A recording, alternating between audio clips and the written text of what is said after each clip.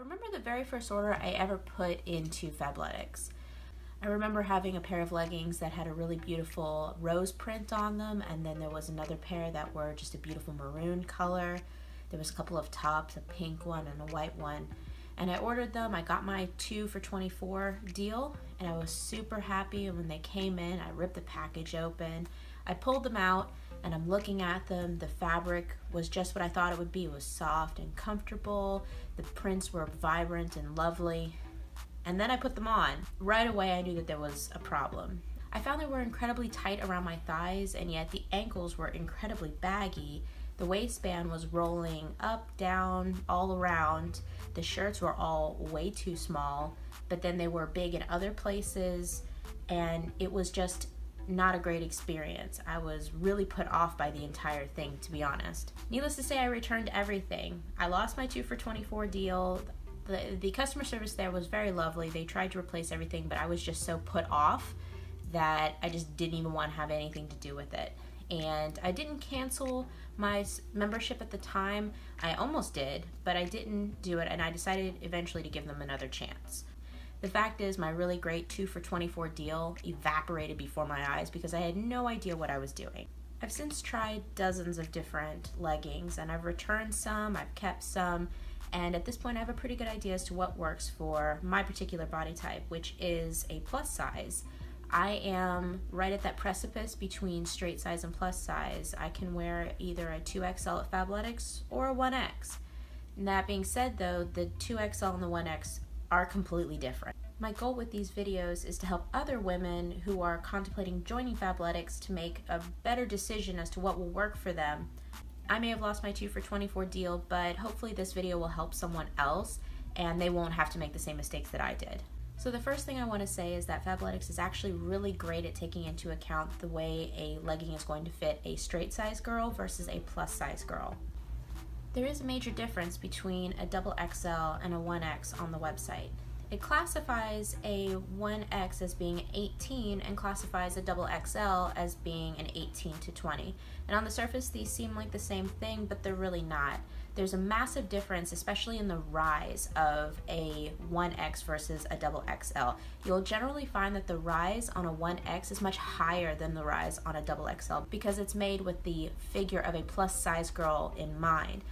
Plus size girls usually want their rise to be a little bit higher because we want to have a little bit more coverage. We don't really like that dreaded muffin top, so that definitely helps to alleviate that problem.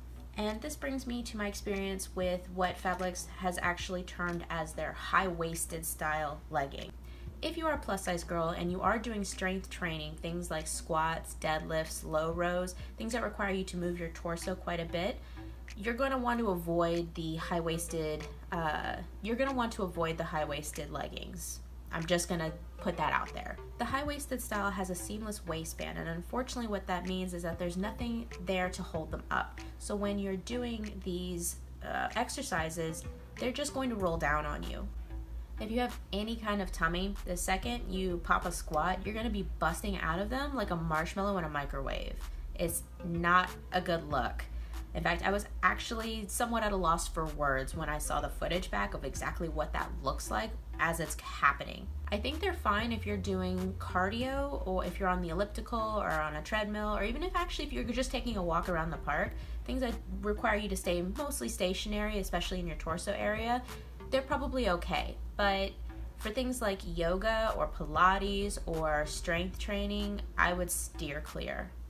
At which point I would suggest going with the Salar style legging. Now I have another video that specifically goes into the differences between a Salar and a high-waisted, and that one's a little bit more detailed, so definitely check that video out. Next topic would be the tops. I would always size up in tops at Fabletics, every single time. I wear a size extra large at most straight size retailers. However, at Fabletics, I go between a XXL and a 1X.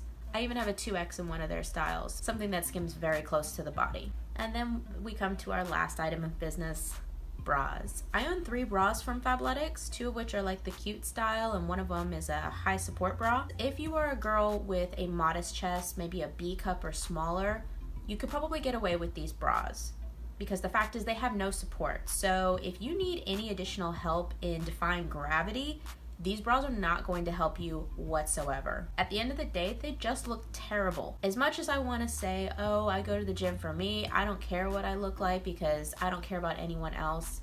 The fact of the matter is that I shop at Fabletics because I want to at least look decent at the gym, and these bras are not going to help you in any way to achieve that. They're closer to a bralette, to be honest, and actually I usually will be found sleeping in mine. Something else I've been asked about is whether or not these leggings cause camel toe. The only instance of camel toe that I've encountered was when I was in one of my pairs that is a size too small. The fact of the matter is that I don't encounter camel toe too often, primarily because I do wear underwear.